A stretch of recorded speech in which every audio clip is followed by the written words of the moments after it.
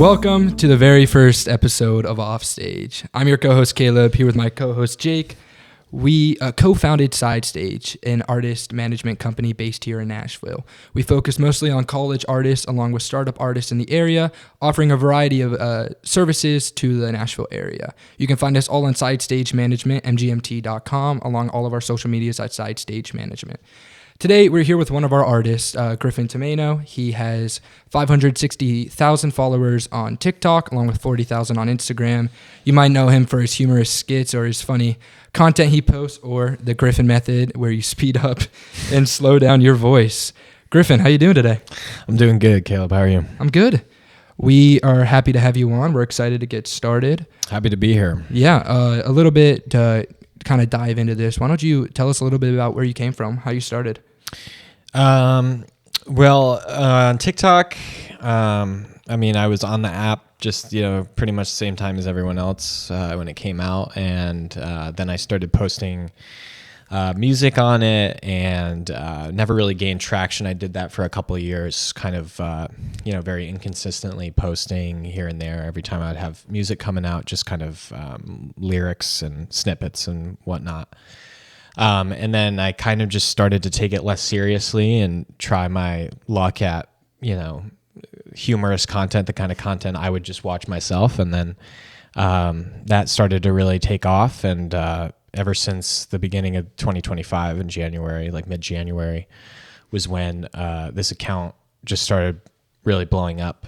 And by the end of that month, we had hit 100,000 and we just been growing ever since. So yeah, it's been good. No, that's great. Yeah.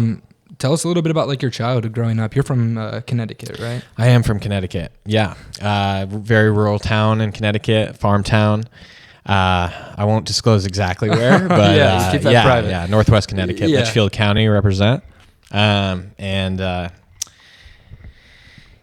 just grew up in the middle of nowhere. Everyone knows everyone in my town. And it was interesting growing up in that environment where not many people were doing the things that I wanted to do and was doing and working towards at that time. So luckily I had a lot of support and was lucky enough to make it out to Boston and then now to Nashville. So yeah.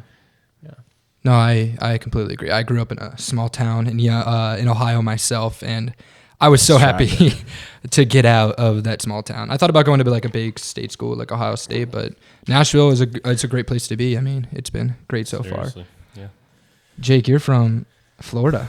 You're from a small? No, you're not from a small town. It's small, but probably more popular than your guys. It's the big retirement community in Florida. Yeah, I'm sure it's pretty rough.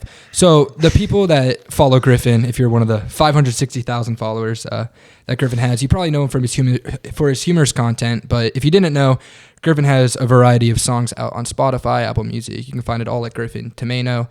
However, Griffin has had music out for years now, and you've been trying to do music for since what age? So I first started writing in 8th grade,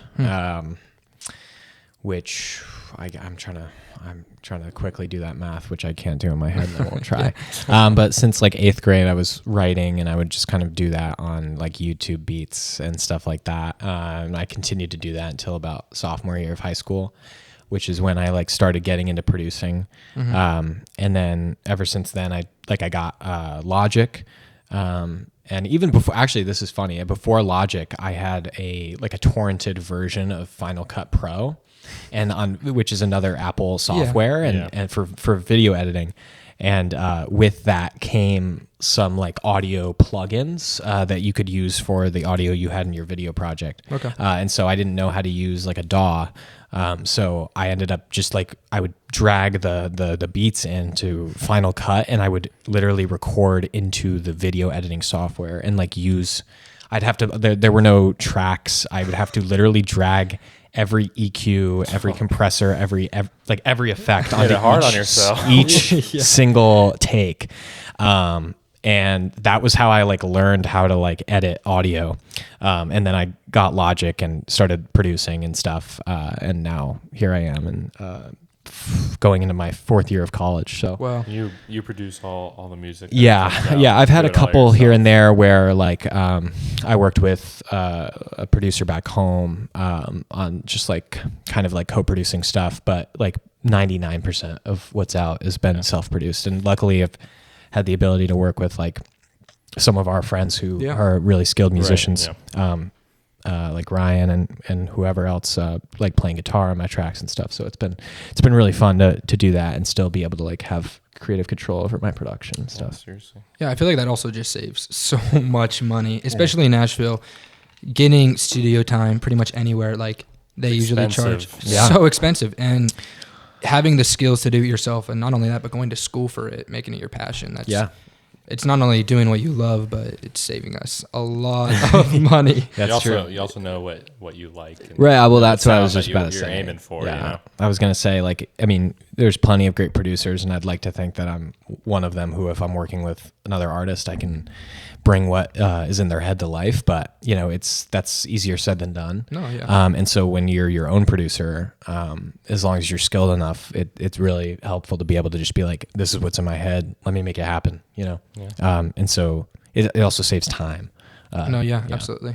While we're in the meat and potatoes of it, I mean, you have a song coming out August 1st, 2004 Girl. If you don't follow Yes, him, sir. doing a huge raffle right now. Yes, with I it, am. too. Yes. Promoting it, I mean, getting I'm not some sure when this pre-saves. airs, but the raffle closes, I believe it's July 30th at midnight Yeah, Eastern we should time. hopefully have this out before then. Yeah. At Well, least on audio. if you're watching it before that closes, $500 is on the line, and literally all you have to do is click that link, pre-save the song. you can find Easy it. money. Yeah, you can find it at SideStage Management's Instagram at the link in our bio. You can also find it on Griffin's page at Griffin Tomaino.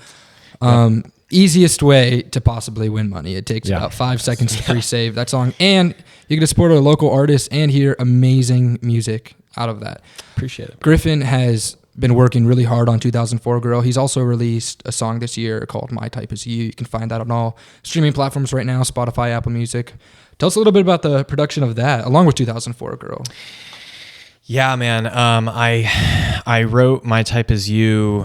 I want to say it was. I actually think it was about a year from now. Ish. It was last summer, and that was one of those songs that I really became obsessed with. Sometimes you write something and you're like, I feel like this could like be big. Yeah.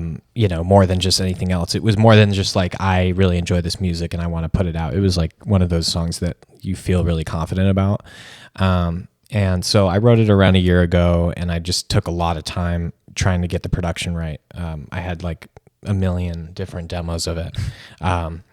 But yeah, I worked with a buddy of mine to get the solo down. I just used a MIDI guitar to originally make it, and then he went and played it for me. But everything else was me, you know, wrote, produced, recorded, and mixed, you know, all that stuff. And that was really great. Got to work with some great photographer and stylist for the cover art. So that was really fun. I mean, in hindsight, I didn't do as much promotion as I am now for this one. We're really going all in on this one. So for 2004 Girl, which is out August 1st, you know, kind of a similar story. I think I wrote that in, I want to say January. It was, I know it was winter time. I think it was right after we got back from the holiday break. And I just happened to be working with a client who needed my guitar in open tuning, which I usually don't use. And then I just was like feeling like writing something after she left. And so I just like sat down with some open tuning and wrote it. And I thought it was really fun. And then I just was like, I have to make this happen. So like I said, luckily, like we had Ryan, and he was willing to drop that solo on there and really just like seal the deal, and everything else was in my hands. And so I'm just really happy it's coming out. It's finally done. Yeah. It's an awesome song. Thank It sounds so good. Appreciate it, man. Yeah, make sure to pre-save that song. Not only win money, but also just stream it when it comes out. August 1st. Fire. It's an incredible song. Fire song. Yeah, you guys will. I think you guys will really like it, and you get to see a whole other side of Griffin here besides his content that you usually see on TikTok and Instagram and all of that. Now back to the music a little bit. Yeah. Unless you got something, Jake. I just wanted to ask, like, do you really find like a personal connection to these songs? Do you think like when you're writing out the lyrics to like My Type Is You or 2004 Girl, is it more just towards a trend that you think most people will listen to, or do you find it like more personal to like your life or your story? I think it really depends on the song. I don't think there's like a set answer for that as like for me as a musician. I've had songs that like are really like deep and, you know, I'm very close to. Sure. With these two, it's less like that. More just like I have a strong connection to it as just art. It's not necessarily coming from a place of like I need to get this message out as much as it's just like I love making fun, catchy music that people can vibe to. I think that's it's kind of frustrating as a musician especially when you're, you know, at a school like we're at where you're surrounded by so many people who take their art really seriously, and as they should, and so do I, but they kind of feel like that it necessarily has to be this outpouring of your soul. Yeah. Whereas like, you know, if you look at what charts, you know, it's a lot of it is just people want to be happy. They want to be moved, you know, to dance, to have fun, to have a good time. And I think that that's really important. And I think, you know, sad music, deep music, it serves its purpose just as much, you know? Yeah. So I love making really all kinds of things. I feel like I write more deep songs than not, but I end up putting out the ones that are happier just for whatever reason. Yeah. With these two, I just felt like the kind of connection I have with them comes from like my satisfaction with how catchy I can make something and like how much of a vibe I can curate. So that's kind of where I'm at with these two for sure. Yeah, definitely. That's awesome. I'm looking at your Spotify right now. Obviously, you just had Jesse's Girl with Ava Jacobs come out. Yeah. Awesome little cover. Yeah. My Type Is You. And then before that, we have some EPs, other singles, and a whole album. Yeah. It's all for you. Go check it out. But on the horizon, are we looking at another album, another EP? What's 2004 going to lead into? So 2004 Girl's coming out.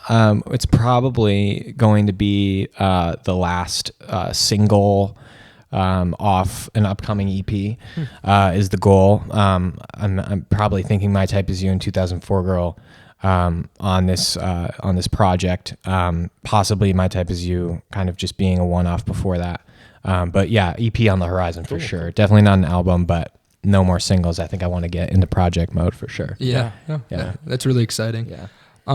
Back to that Jesse's Girl song with Ava Jacobs. So I know you worked hard on that song and you put a lot of effort. Do you find it like convenient to work with other people that share a vision with you? Yeah, Ava's great. Shout out Ava. She's a fantastic artist. So that was she needed like she's a songwriting major. She needed to kind of do a new take on an 80s song. She picked Jesse's Girl and made it into her style, which is like really like heartfelt, sad girl pop, which is an awesome genre. You wouldn't think it would work, but I think it really works. And we like made that a really kind of ethereal vibe. So it was really cool to kind of like step out of my comfort zone because like that's not typically the kind of music that I make, but she's super easy to work with because she has such a clear vision. And she's like, you know, sometimes as a producer you do want like creative control, but sometimes it's great to just be like, let me, you know, take what you're saying and just make it happen. Sure. Right. And so she's one of those people who's really easy to work with because she's just got such a clear vision of what she wants. And I just can be like, okay, great. And then it's either what she's thinking or it's not. And we just go from there. So Jesse's Girl, it was really fun. It was really fun to make. Yeah. Jesse's Girl is one of those songs from that era that, you know, blew up. Everybody knows Yeah. you know, the lyrics, the melodies of it. And that stuff, that, you know, 70s, 80s, 90s old rock stuff is kind of what I grew up listening to. You know, that's the first stuff I learned to play on the drums. What did you grow up listening to? What was playing in your house on the radio? You know, that type of stuff. It was kind of all over the place. I feel like a lot of what I listened to with like when I was in the car with my mom, it was a lot of country. Like I said, it's like a very rural area in Connecticut. So a lot of people don't think of Connecticut as like you think of the South, you think of country, and you don't think of like New England country. Yeah. But there's so many places like where I'm from where that is the culture. And so I listen to a lot of country. It's like early 2000s, kind of 2010s country. So a lot of Tim McGraw. At the time it was Dixie Chicks, now the Chicks. So Rascal Flatts, that kind of thing. And then with my dad, it was a lot of alternative rock. So like the Killers were a really big band for me at the time. I'm trying to think, like even like Green Day, The Offspring, that kind of like that kind of pop punk stuff. And then for me personally, like when I was young, I think like the first genre that I was like really into for a while was dubstep. I was like super into Skrillex and like the Glitch Mob. And that kind of like DJ Snake or whatever. I don't know any of those. So it's I was really into that. I don't know when that subsided. I think it was by the time I got to middle school, I was kind of leaning more into like rap or whatever was popular. So that's kind of what shaped it. I don't know how I ended up like making the kind of music I do based off of that amalgamation. You would think you'd stick to Right. more dubstep or like rave music there. Yeah. No, I like until I was 9 was just listening to like Minecraft parodies. Yeah, All the songs like for sure. Those were YouTube, huge. Yeah, dude, I loved Don't Mine at Night. Don't Mine at Night. Banger. Absolute banger, dude. No, yeah. I don't know where we're going with that. Yeah, no, I mean, I think like, part of a lot of what those songs had in common was like, I always just found catchiness to be such a big thing. And like, that goes across all genres, right? There's just like little riffs or hooks or whatever in all genres of music that just like really just get stuck in your head. Sure. And I've really like, no matter what kind of vibe, like if it's a deep song, if it's a fun song, I think that like that's so important. You have to hook people in. And if anything, that's what like doing the social media thing has showed me as well. It's like, a lot of people, they can't make it work on social media or whatever. It's like, well, where's your hook? Yeah. You know what I mean? You have to hook people in. They lack. Yeah. Their music lacks that like pull people in. Yeah. part. Yeah, and I think every song, like the music that I listened to growing up, like the ones that really resonated with me, the songs that resonated with me are those ones that just like I get stuck in my head, whether I liked it or not. Right. And so I try to like, like I said, like regardless of the lyrical content of the music that I make, I try to make it something that like I could hear this on the radio. Yeah. Sure. No, yeah. I also think like kind of back to the parodies that we were just talking about, like Don't Mine at Night, for example, like that's based off what, Last Friday Night? Yeah. 8-year-old me is never going to listen to that song. I wouldn't understand what half of it meant at that age. You know what I mean? But like, I found it awesome and interesting that like artists back then would find trends for younger crowds and lyrics for younger crowds that they would like, and then parody off of a catchy song. Yeah. I mean, like, it was brilliant back then. I don't know how much it works now. Like, I don't hear many parodies. Yeah, you don't see Kids Bop you don't see anymore. Kids Bop or anything like that coming around anymore. But maybe that's a good thing. Maybe more artists are just more authentic and reaching all sorts of audiences across all age demographics. I think that's pretty cool. A little bit back to like the social media content and how artists handle that. We can kind of get back to that in a little bit when we talk more about your TikTok and the success you found about that. Let's move over to TikTok though a little bit. I think that'd be a good talk. And for the people that know Griffin, you're going to find this pretty interesting. But Griffin, how did you come to start TikTok? I know we kind of talked about that in the intro, but kind of put us through the work you went through. So, I mean, like I mentioned, it was pretty unsuccessful for years and years, but I wasn't really trying. I had little phases of posting consistently for, it would be like 2 weeks at a time. And it was, again, it was the same thing. I mean, I could break down really, I'll kind of tell you what exactly happened and kind of like what I learned from that in terms of social media. So, like I said, it was a lot of the same kind of monotonous, like, here's the snippet of my song that I think is really catchy. Let me just lip sync it on camera and put lyrics up and hope that the algorithm picks it up, right? That's like, oh, that'll work. And it didn't. And I was like, oh, well, let me just be consistent. And it didn't work. And so it would bum me out. And everyone understands this as a musician that tries to do content. Everyone goes through this phase of like, oh, well, I tried consistency and then it didn't work. So then I got discouraged and then I stopped and then I decided, let me try it again. And, everyone goes through that. And it wasn't really until I just was like, you know what, like, I'm just going to have fun with it. I'm going to stop looking at social media as a chore and more as just like, oh, well, let me just, people think I'm a funny guy. Let's just try and crack some jokes. And so at first, if you're like anyone watching this is a true OG, they would know that like before the Griffin method, it was, I would like see these videos all the time. Well, they were slideshows on TikTok of these, 10 things you absolutely need in your bedroom as a man. Boys bedroom finds. You need these Amazon items, and you'd go through it, and it was just the most useless, just consumerism final boss. Took 2 minutes to put together. Yet it has 100,000 likes. Yeah, exactly. Just garbage that no one should even want, and then maybe like a cool little item mixed throughout. And if it was a cool item, it was linked to the TikTok shop. Yeah, so exactly. Right. So it was just it was just kind of like these money farming accounts or like comment farming accounts because like they knew what they were posting was absolutely ridiculous. Excuse me. And so I just decided, well, let me point this out because I don't feel like anyone's talking about it. I feel like, everyone gets these videos on their feed, but no one's talking about it. So I just decided to like use the green screen feature, screenshot all the slides. And overnight, I think that first time I did that, it got like over 1 million views overnight. And I was like, whoa, this is crazy. And so I did it again and it got a couple 100,000 views, and I just kept doing that. And I was doing that consistently for a while until I was consistently getting, much better views than I did in the past. Obviously we're talking like a couple tens of thousands. But that was kind of in a downward trend from the prior months.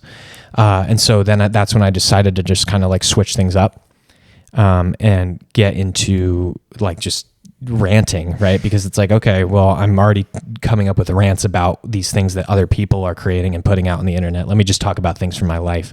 And so I think the first one that I did was about Hinge, and that was on my old account. This video, I think I re-uploaded it, but the original got like a couple million views, and I was just crashing. It was just titled Hinge Crash Out. And I was basically talking about how like, you go on the dating apps, at least this was my experience as a man. You go on these dating apps and like you're lucky to match with someone. And then from there, you're even luckier to get a conversation. And then from there, you're luckier to get a phone number, which turns into a text message. And then at that point, you're probably likely to send 3 texts between each other. And then that's it. Yeah. So you have all these numbers in your phone. I was just kind of, making that a bigger deal than it needed to be, but people thought it was hilarious. And right after that video is when my account got shut down. Which was a long story in its own way, which I won't get into, but and so I knew, and that was using the Griffin method or whatever. So that was that first video that I like was speeding up and slowing down to kind of accentuate. Yeah, for the people that are listening and have no idea what the Griffin method is, it's a little thing Griffin does on his videos where he'll just speed up his voice and slow it down, and all of a sudden now half of TikTok's doing it on. It's as stupid as it sounds. I mean, it's like, I in that first video I was just like, don't worry, he's not he didn't name it the Griffin method. Just want to make that clear. It's not self-titled. It's not self-titled.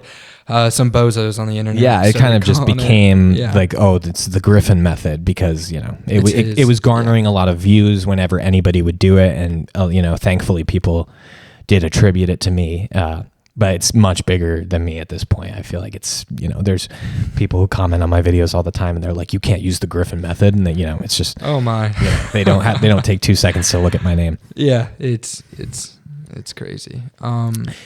But so yeah, I mean, that was kind of the journey. And then I started a new account, basically continued to do the same thing that I saw was doing traction right before I got my account taken down. And it just, picked right back up. Super, super grateful for that. Being able to just like pick it up on a new account. And that, at the time my account got taken down, my old one, it was 40,000 followers. And I was super proud of that. But, here we are at, we just, over 560,000, which is unbelievable to me. It's very, very cool to see come to be, and the hard work is there. I mean, since January, was your first account banned, like not banned, but taken down in January, or? Yeah. It was, I think it was January 3rd, and then I think I started posting. I got a little discouraged after that, and I think I started on the new account around, I want to say just ballpark like January 16th. Yeah, no, that makes sense. A couple weeks after. And look at that, since it's January 16th to, what is it, July 21st, as of right now in the recording, I mean, the growth, 560,000. And even on Instagram, 40,000, which is still good numbers for another social media, I think. Yeah, that kind of bridging that gap is a little difficult, I've found, but I'm still super grateful that I have that, that platform there too. No, yeah, absolutely. I think TikTok has just become a gateway for creators to grow if they find what they're liked to do. I know that sounds kind of crazy because you can have a passion to do something, and that's always a passion you're going to have, but you might not get liked by other people for what you want to do. Yeah. I mean, what I say to people all the time is like, you guys, are you guys good? No, sorry, we're good. I saw you looking at each other. I'm like, am I talking too much? No, you're talking. We want you to talk. Okay, good. Guys, this is what I do. I literally yap my mouth off for a living. So anyway, what I always tell people is like, I think that the consistency thing is really important. I think that's absolutely important, but like it has to be consistency with something that has already shown to perform. Yeah. That's why, you put a snippet up of your song, it doesn't do well. I'm not saying stop right then and there, but I'm saying, if you do what I do for 2 years, you're putting up, snippets of your songs with lyrics on screen, and they just get 200, 300 views and 6 likes. Yeah. Right. That's, consistency is not your problem at that point. It's consistency actually has become your problem because you're consistently doing what does not work. Sure. Right. And so I always tell people, be consistent, but also consistently change until you find, exactly. Until you find what works. People can, and people do make fun of me for what I do. And it's like, well, okay. And not to be, cocky at all, but it's like, you're making fun of me for being incredibly successful on the internet just because it's not what like you think I want to do. Yeah. Right. And so it's like, well, what else would I not want to do? I also wouldn't want to like work at a restaurant necessarily, right? Like I think it kind of beats that, like it beats working, as they say, so to me, I just see it as a tool. I think everyone really has an opportunity to do it. Like, sure. I always tell people just like why not just try? Yeah. There's people who pay off their mortgage because of a single TikTok video. It's just incredible. And I think that like the risk reward is it's insane. Yeah. Right? You're risking some embarrassment, but it's one of those things that it's like it's cringe till it isn't. It's cringe till it works. And at this point, even if people do make fun of me, and it's on the daily, right? I get messages, I get DMs, comments, and then people in my personal life. But it's like, yeah, okay, you're making fun of me, but like I feel pretty good about what I've done, and this is what I get to do all day, Yeah, a little bit into that, like back to the TikTok consistency thing we were talking about. Like consistency really can be your problem, and you can even vouch for it. I mean, even with you having all these followers and all the success behind you, even when you do try to implement music, it can be harder. And the benefit of already having a platform that you grew because of your consistent trial and error is that you aren't getting 6 likes anytime you post music. You're still getting a couple thousand. Right. Now, your other videos might be getting 1 million, right, but you're still reaching a lot more people on your music platform. And in this industry, even the smallest video or somebody glancing over at your voice can really change your life. We've seen it happen, and it's pretty awesome to witness. So for the people out there that are worried to try out what you want to do, I'm sure Griffin can vouch for me here, but just try it. Like the people that your close friends that might say, "Oh, you're cringe for doing it," or they might make fun of you because you're getting 100 views. They will. It's not a might. Yeah. And at least in my experience, and I've heard many creators talk about this, like it's going to be your friends and family. Yeah. It's absolutely going to be them. And when you put those videos out, it's going to be the people who are closest to you, who make fun of you, who put you down, and it's going to be some stranger on the internet who's like, "Yo, dude, this is hilarious," or "This is awesome." And there's something there that hurts, but there's also something really beautiful about that. It's like, I almost want to tell people, like, if you're trying to start a new account and you want to do this social media thing, I would turn the contact connection off. Like, don't even tell anybody you're doing it. Sure. It's going to keep you from growing, you know? It's such a mental battle. I feel like it's hard to get moving and get to where you want to be. And I feel like it takes time and it takes a lot of bravery. I don't think I could ever. What are you doing? I'm trying to fix my I look over, this guy's like just taking the set apart. We'll clip that. We'll clip that out, and that'll be our first post for this episode. Sorry. No, you're good. Jake, you got anything to add? I feel like you've been. No, I mean, yeah. It's always hard because when you are trying something new, when you try and take a new approach to things, especially in our day and age on the internet, you go on TikTok and even we have a big group chat with our friends and we send the stupidest stuff, but it's funny and it gets a lot of likes and everything. And when you're starting that out, there's gonna be backlash, and like you said, it's from friends and family, but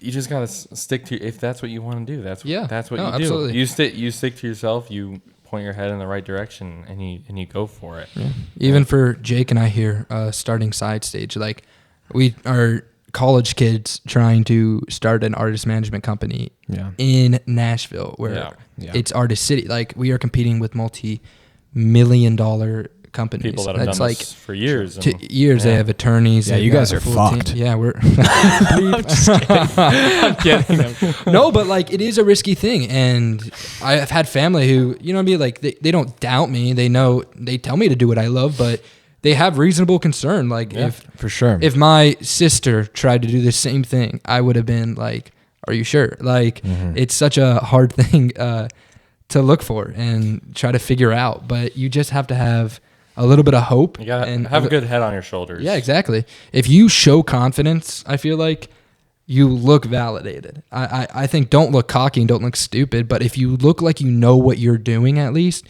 people will at least respect you. 100%.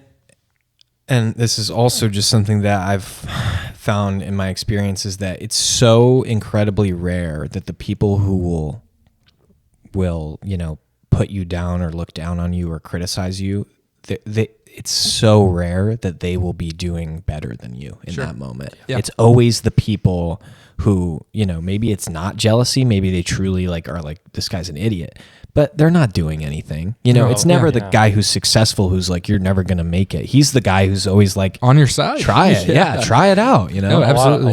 A big part of it is like, those people that, are you sure about this? Like, should this really be happening? They don't fully understand, you know what I mean? So the people that are like, I don't know about that.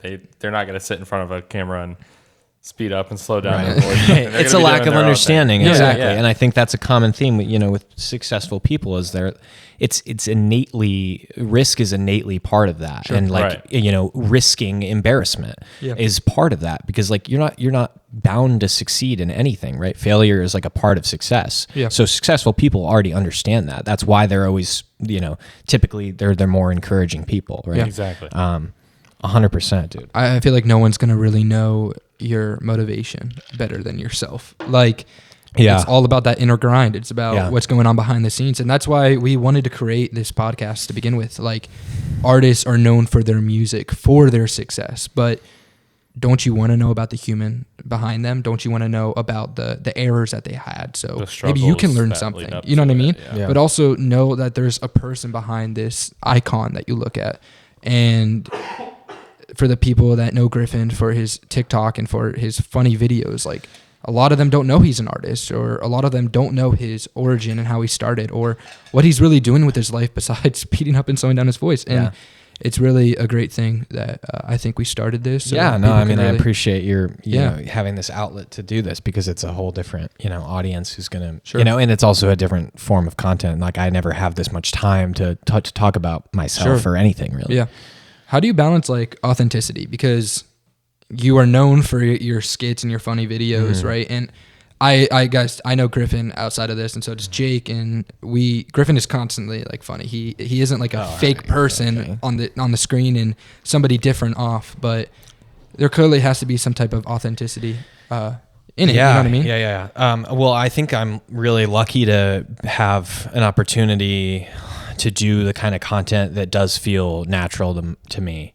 Even if it's not music related, like I have other interests outside of that. And this is something that I truly, I ramp it up to a theatrical level, but truly, the vast majority of the things I talk about are true feelings I have. They're just kind of, they might be ramped up. Like I don't really get that worked up in general about things, but some of them I do, you know what I mean? Like I had a video about trying to get my passport done. And like, that was just me. Literally, I got in my car after trying to get it done and I was freaking out. I was just like, this is unbelievable. But do I actually, when someone asks me what my favorite color is, do I sit there and give them a lecture? No, I don't. But it's just, I think it's fun to point out these kind of funny things in society. And, people often ask me like, are you going to run out of ideas? I'm like, are you living in the same world that I am? Because there's always something there to talk is about. This world and society that we live in is that you could not write a funnier plot. Yeah. I mean, it's unbelievable. Right. So I don't think I ever will run out of things to talk about. No, I think that's honestly a good part because the things that I find annoying, but I don't think anybody else does, I kind of brush off the shoulder. And I feel like your success has been finding those issues that you struggle with and making it relatable to other people. So those people that think no one else is dealing with this, like the annoying passport, like, yeah, that's that's an issue, or there's someone asking what your favorite color is. Like it actually pisses so many people off. Right. So like determining that is and calling it out. I mean, that's clear for your success. You know what I mean? Yeah. And it's kind of 50-50 too, because a lot of it is like, people are like, oh my God, I think about this all the time. Like this is so relatable. And then there's the other half, which is like, oh, you must be miserable to be around. Like, just answer what your favorite color is. It's not that deep, Yeah. And it's funny because even if everyone's like, yeah, calm down about it, you're still getting a good video out that's getting out laughs. Mm-hmm. You know what I mean? Because it's at least good to call it out, not so much make it a big deal. It's not like you're making 4 parts to a video about what color, you know. Yeah, right. It's just you talking about modern day issues, and it's 100%. It's funny. Yeah, appreciate it. What do you think the hardest part about content creation is on that big scale? So like we've talked about how having that consistent content is usually the hardest part, right? And we can go on and on about that, but like once you hit a high enough following, I think people start to forget like it's still a struggle at times. Like, you know what I mean? For me, it's definitely I don't want to like come off as like I'm complaining or I'm, I'm upset or I'm not grateful. I absolutely am. And I would not like trade what I'm doing for anything else. I think if I had to point out like the biggest struggle personally, it's probably just you kind of have a lack of respect when you get to, well, I don't think it's necessarily at this level. I think it's just at this level, it's very amplified. I think anyone on social media, it's like we were talking about, there's always going to be those people who just want to put you down because it's fun to them. Mm-hmm. And I think that when you get to this level, especially when you're interacting directly with people, whether it's in comments or live videos where you're live and people are commenting and literally speaking to you, and then also direct messages. I've had insane DMs ranging from creepy to violent. I've had comments just completely unnecessary, unique and creative hate. Just these things that people had to have thought of and truly meant, to say. Yeah. And I think that when like I come onto the internet and I try to like just kind of make fun of the world we live in and not try to take anything too seriously, and then I get those kind of messages, or when I, just divert for just a second to maybe trying to put my music out there, and I get that kind of hate on like a level that, a lot of people don't have to deal with. Sure. It's very frustrating, but luckily the flip side of that coin is that there's a lot of support too. Yeah. And that's been really good to kind of counteract that. I think it's funny that the people that make those hate comments make them so creative that they're putting more energy into something like that and so like hateful. An incredible use of their time. Right. Yeah, exactly. Right. And, I feel like they know it's a joke. They know you're not going to take it serious, right? But Yeah. they're just trying to like get you to say something or reply to it on a video or do something just to watch you snap and then get some pushback. I've really never understood the motivation. Maybe that's just because like I feel like I am like a useful human being who like has other things to do than try to elicit some sort of negative reaction out of someone that I don't even know.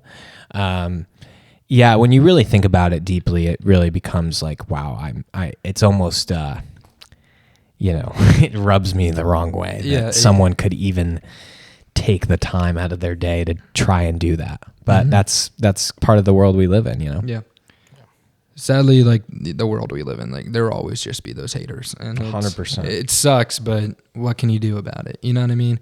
And the hardest part is the more famous you get, the more follow. You know what I mean? So, you would think. I was about to say, there's so many people with all those followers on TikTok and everything that these people that like just leave this stuff, they just want to rise out of you. They just want like the attention on themselves from these creators. You know what I mean? It's just like, go do some of that better with your life. Jake, that mic keeps moving. It's cracking me up. Oh my it God. keeps. And we have some technical You need more slack on that. We need cord. a bigger desk. Clearly, I'll drill a hole right in that thing and wire it up. I think the desk is too small. I mean, for those of you watching the camera, It's so comically large compared to everything else. yeah, it's like really. I need to put some more contested. stuff on here. Yeah, Just dude. gotta- You got to so- decorate that It's like a thing. throne. know. It's It's crazy. unbelievable, dude. I think there was more on it in the previous episode. We Compensating. shared. And the or something legs are else. so big too. It's like Yeah, there's look like at these. it could probably support like 2 tons of weight, and yet you just have a laptop on. That there. should just be like what you sit on. Like we should just put your Yeah, your dude. chair Just lay on. down You here. should lay down on your stomach with your feet kicking. Okay, Please. wrap it up. We don't have to wrap up just yet. We probably can talk for another like 10, 15 minutes, I think. Okay. Let's dive into another thing. What do you think like most people struggle with when it comes to social media? Like coming from someone who has found it successful, and I know we've talked about the trial and error and all of that, but like think from a music standpoint, and I'm not saying you have it all figured out. Like there's still so much to learn about the adapting social media we deal with, but like what do you think is the most common misconception that most people face when it comes to social media? I think really the biggest piece of advice, and this is directly related to like what people get wrong, I think is they don't put themselves in the shoes of the viewer watching their content. So I don't think there's an answer that's different. And when you're talking about music or when you're talking about comedy or whatever you're doing on social media, I think the secret to being successful on social media is, yes, the trial and error, but you're trying to achieve a type of content that you would watch if you didn't know who you were. Does your content look like the type of thing that you would stop and watch on your For You page? And I think for a lot of people, if they're honest with themselves, the answer is no. Sure. If, even as a musician, unfortunately, when I see someone who I don't know singing a song that I'm not familiar with and it's not catching my eye, I'm scrolling. If you're not getting right into the song, if you're trying to play 10 seconds of chords before you start singing, I've already scrolled. Yeah. So what can you do to make your content the kind of content that people are going to almost have to stop and watch? Sure. I think that's the biggest thing. Put yourself in the position of the viewer. And I think there was one other thing I was going to say. I think that's kind of the gist of it. Yeah. No, yeah, I completely agree. I see so many, musicians on TikTok that try to make it, and the best ones are ones that honestly don't feel like there was much thought in behind. Yeah. Like, I know that sounds kind of contradictory to what you just said, but like, here's a good example. Somebody who's sitting in their car and they're acting like they're driving with their lyrics posted up and they're singing their song. I'm not going to stop and be like, wow, this is a really good song. I'm going to go save it on all platforms and then follow you and then go to your Instagram. Like, I'm not doing that. However, like me seeing them actually put effort. Like for example, I saw this one of them like singing at a bar, but it wasn't like dedicated towards the camera. It almost felt like it was like a meme almost like. Yeah. And I think this was the other thing I was going to say. I just remembered. It's, you don't want to ask for someone's attention. That's what you I mean. need to demand it. So for me, like a lot of the time when someone sets their camera down and they're there with their guitar or they're in their car singing and they're like, there's always this trend that sucks. It's the worst trend of all time in the music sphere of content. And I don't know why people keep doing this. It's literally like, I know our attention spans are terrible, but just give me 30 seconds of your time. You're peddling. You're peddling, right. And no one enjoys that feeling of being peddled to. So when I make my videos, I literally cut the first consonant to the point where you can barely even hear what the first word I said was, just enough. There's zero dead air. And so I've instantly gotten your attention, and really what you're looking for in terms of like view count or getting your video to keep rolling through the algorithm, you're looking to have 3 to 5 seconds of someone not scrolling away, because most of people are going to scroll away after that time, no matter how interesting the video is. You can look at the statistics for that. It doesn't matter. That video is going to roll out because people are scrolling in less than a second. We're talking a half second. So if you can to secure even just 5 seconds of their time, that video is going to exponentially grow. Sure. Yeah. I feel like that's the hardest part. It's like those first 5 seconds are so important, but it also just sucks in this modern day industry. Like I've found myself just the modern doom scrolling. Like I'm just sitting there scrolling and scrolling. I'm not even paying attention to what I'm looking at. And that's the hardest time to grab attention, I feel like. Yeah. Yeah. I just feel like there has to be more thought behind what you are making. And shout out to this one person. I think they're very famous now, and they did a really good job during like the COVID period, that quarantine period. Ty Verdes, he made a TikTok. He became so viral off of this that he made a TikTok of him quitting Verizon where he worked, the phone store, literally on camera quitting, getting in his car, and then singing his song. Yeah. But it blew up because you're like, oh shit, this guy's serious about what he's doing. Right. And sense. Also, that's juicy, right? Yeah. That's like reality TV. It's like, oh my God, like you quit your job. Putting like it that's, all on the music. Right. Yeah. You now added a stake to it, right? So it's like, it's one of those things that like, people don't think of losing your job or quitting your job necessarily as a good thing, but it's like one of those things you can't look away, right? Like a car crash. It's almost high like risk, high reward. Right, exactly. So that's a beautiful example of like, that takes time and effort and thought and planning. He definitely executed that. It's still using that principle of what I said about like, you're immediately like, whoa, he's quitting his job? I don't even know what this video is about yet. You know what I mean? But you're going to stay for somebody quitting their job. Right. You know what I mean? Exactly. So then your guard's already up. Had he started the video in the car and said like, here's my song, I just quit my job. Yeah. That's different. And that might work, but maybe only half as well or less, Yeah. Not only that, if he would have started the video in the car to begin with and not in the store, I feel like it would have also ended completely different. Right, exactly. Like, it's just about getting that first half second of someone's attention. And I feel like that's the biggest part. Oh, thank you. Wow, look at this production quality. Thank you, everyone. Mika, come on the camera and say hi really quick. Wow, look at this guy. Wow, so handsome. Yeah. And back to my ugly mug. Okay. Wow. Thank you, Mika. Hate to see you go. Love to watch you leave, buddy. All right. What? No, but back to Ty Verdes. He's now has millions of followers. People love his music, but I've heard the name. Not very familiar. To the people that are watching this, if you're a songwriter, I'm not saying to go quit your jobs and make content about it. Don't do that. The point is, just take risks, not risks that'll end your career or make you lose income. Like I'm sure he could have gotten another job right after that.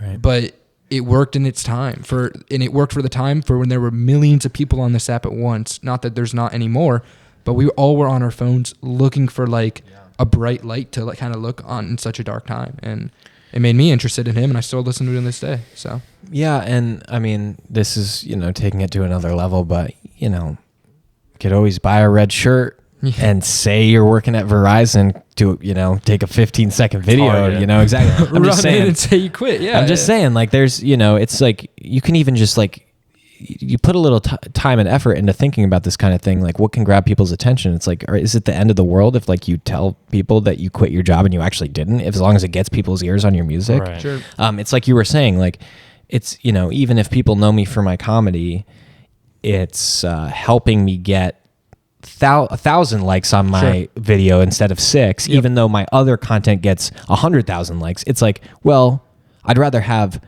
560,000 eyes and ears on my music that might not like it than 500 eyes and ears on my music that also might not like it. Because that's criticism you can use too. Like if it's Sure. I'm not saying like if 1,000 people are telling you to give up on your dream, you suck, stick to comedy, but like someone who actually could give valuable insight might be seeing that. They might send you a DM, and that's a better step than getting those 6 likes and 0 comments. I got this. I think it was Lil Yachty. There was a clip of him, and it keeps like resurfacing, and he was just like, "You never know who's watching. You literally never know." Yeah. So even if, and I think this is like the light for people who are like, I really have 0 interest in doing this social media thing. It's like, okay, well, if that's where you're at and you really truly don't want to do that, I still think that consistency, even if it is kind of like that unsuccessful, like constantly putting it out, it's like you really don't know who's watching. You never know. That could happen. I think there's ways to play into the algorithm that are going to be way more successful for you, and I tried to touch on that as much as I can. But at the end of the day, if you really have 0 interest in that, I think that consistency still can work. You can, hit that lottery ticket of that song eventually really getting a lot of traction. You really never know who's watching. I still get, like, even with my following, my For You page is full of videos with 10, 20 likes, and I'm still going to like something, comment on it if I think it's cool, and I might follow you, you know what I mean? So there's plenty of people that are even bigger than me that could really be a great resource for you, Yeah. We're going to be wrapping up here shortly, probably a couple more minutes here. Griffin, we're going to ask you 2 more things, and we're going to wrap up. But all right. Number 1, what can you tell the viewers? What's next? I mean, we kind of talked about potentially doing an EP, but what can they expect to see, not only in the music side, but also your regular TikTok side in the next, I'd say, year or so? You can expect really diving in. I'm not stopping content anytime soon. I'm still having tons of fun with it. Wow, I keep like drinking too much water at once, and I like have to like. Mika poisoned it. Yeah, he did. But sorry, we're gonna have to cut this dead air out. You can expect a lot more content. Potentially a second Griffin method that's been in the works lately. Yes, a different method I don't also even know about attributed to me. What's that even mean? Yeah, What the hell? This is breaking news. Oh God. So yeah, potentially a different method in the works. Obviously, more music. 2004 Girls coming out August 1st. You can expect more content about that song after it comes out. Right now, we're kind of in that pre-save, pre-release moment, but big plans to keep promoting that in some cool and interesting ways once it's out. And you can expect that EP coming hopefully in the fall, like kind of mid-early fall. But there will be plenty of talk about that before that happens. So I think more of the same but better, and more of it. Yeah, No, that's great. We'll ask one more question kind of here, and then Jake, if you want to close out for us, that'd be great. Yeah. Griffin, if you could give one piece of advice to not only young content creators that maybe want to start, but also startup artists that you think fall into those traps of media that you have gotten really good at mastering almost, what advice would you give to them? I would say I think things feel really oversaturated right now, but I don't think that it's as big of a deal as people get, into slumps about. I think that we are living in a time where there are so many tools for all sorts of people from all different backgrounds. And I think that social media is just one of those tools that you can really learn to use if you take the time to learn it. And I think that, like I said, even if it's not exactly what you wish you were doing with that tool, it can still be a very useful tool to get those eyes and ears on your music. Things used to be easier in a different way with record labels. They would do the work for you. Now they want you to be, now they want that social media presence, right? They want that notoriety already pre-signing you. But now it's easier than ever to get that notoriety, right? I'm just a normal guy. I have very modest background, but here I am, and I've got a lot of support, and I'm so grateful for it. So I think that I would just say, don't get discouraged by the saturation of music and social media. Just think of it as, wow, look at all these people here. I can just be yet another person who finds success on it. And everyone's got something that is worth sharing, and just find out what that is for you and do it. Yeah. Well, thanks, Griffin. This was pretty awesome. Jake, you You're want to close welcome. us out for what's upcoming? Yeah. Well, follow us on Instagram and soon TikTok. Start doing more stuff on there. SideStage MGMT management. We just announced our artist showcase. November 15th.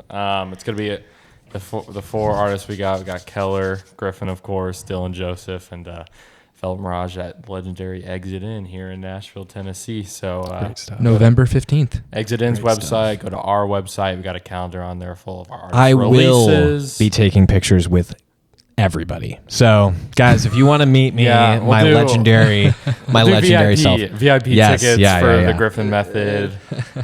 He's going to do it on stage. He's got his voice changer and everything. But our website, Exit In's website, our Instagram, their Instagram. Go get your tickets before they're going to sell out. They're going to sell out. Go get them. Right there in the camera. Go buy them. They will sell out. Yep.